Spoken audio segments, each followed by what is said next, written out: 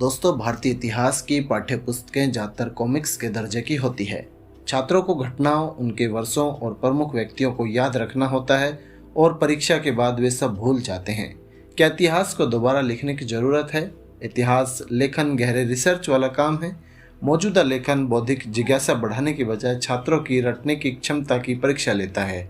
School स्तर पर पाठ्य पुस्तकें नेशनल नैरेटिव के निर्माण के लिए अहम होते हैं, लेकिन भारत में प्राचीन व मध्ययुगीन काल का सतही इतिहास पढ़ाया जाता है।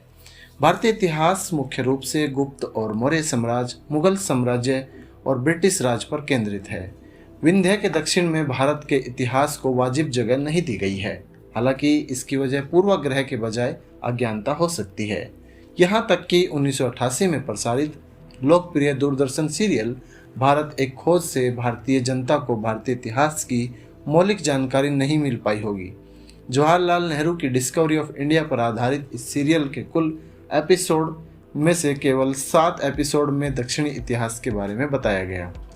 सोशल मीडिया ऐसी चर्चाओं से भरा हुआ है कि दक्षिण भारत भारतीय संस्कृति को ज़्यादा बेहतर तरीके से पेश करता है और अधिकांश चर्चाएं इस बात पर केंद्रित है कि बॉलीवुड की तुलना में दक्षिण की फिल्में भारतीय संस्कृति को बेहतर ढंग से सामने लाती है।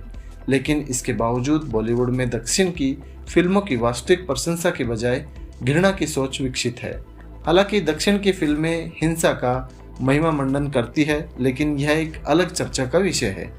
आश्चर्य की बात है कि एक तमिल फिल्म भारत में दक्षिणी इतिहास के बारे में जागरूकता की कमी पर बहस छेड़ रही है। पोन्नियन सेल्वन महान और सबसे शक्तिशाली साम्राज्यों में से एक चोल साम्राज्य की महिमा को पर्दे पर पेश कर रहा है। तो दोस्तों, आज की वीडियो में हम चोल साम्राज्य के बारे में थोड़ा सा जानेंगे। इसके बारे में मैं आगे कुछ और वीडियोस बनाऊंगा, जिनका लिंक आपको डिस्क्रिप्शन में मिल जाएगा। तो हम शक्तिशाली चोल साम्राज्य के बारे में बात करेंगे। इस वीडियो में मैं आपको इसके बारे में ब्रीफ बता रहा हूँ। चोलों ने 8वीं और 9वीं शताब्दी से 13वीं शताब्दी तक दक्षिण में मुख्य रूप से तमिल क्षेत्र पर शासन किया। उन्होंने पल्लवों, चेरों और उत्तर के काकतियों के साथ निरंतर चुनौतियाँ मिलती रही थी। ऐसे ही पश्चिम के राष्ट्रकूट, गंगा और चालुक्य के साथ उनका संघर्ष लगातार चला। हालांकि इन संघर्षों में जीत हार का सिलसिला चलता रहा, लेकिन कोई भी चोल साम्राज्य के हार्टलैंड यानी कि सुदूर दक्षिण इलाके को जीतने में कामयाब नहीं हुआ। चोल सबसे उत्कृष्ट भारतीय राजवंशों में से एक थे।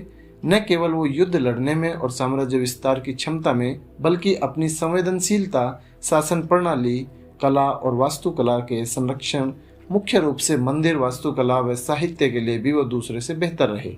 तंजावुर में शानदार बृहदेश्वर मंदिर और दारासुरम में गंगई कोंडा चोलापुरम और एरातेश्वर मंदिर उनके द्वारा निर्मित दर्जनों मंदिरों के बेजोड़ उदाहरण हैं।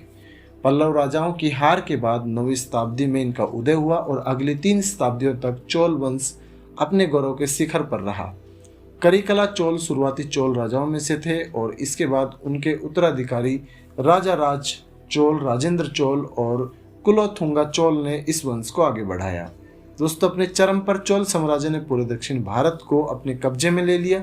उत्तर में यह साम्राज्य काकतियों की चुनौतियां देते हुए तुंगभद्रा नदी तक फैला हुआ था और सुदूर दक्षिण में उन्होंने कुछ समय के लिए श्रीलंका पर भी विजय प्राप्त की थी। तो आज की वीडियो में दोस्तों इतना ही। इसी सीरीज में एक और वीडियो मैं नेक्स्ट वीडियो बनाऊंगा, जिसका लिंक आपको डिस्क्रिप्शन में मिल जाएगा, वहां से जाकर आप देख सकते हैं। दोस्तों, वीडियो पसंद आई तो मेरे यूट्यूब चैनल को सब्सक्राइब करना बिल्कुल ना भूलिएगा। मिलते हैं एक दूसरी वीडियो में, तब तक के लिए धन्यवाद।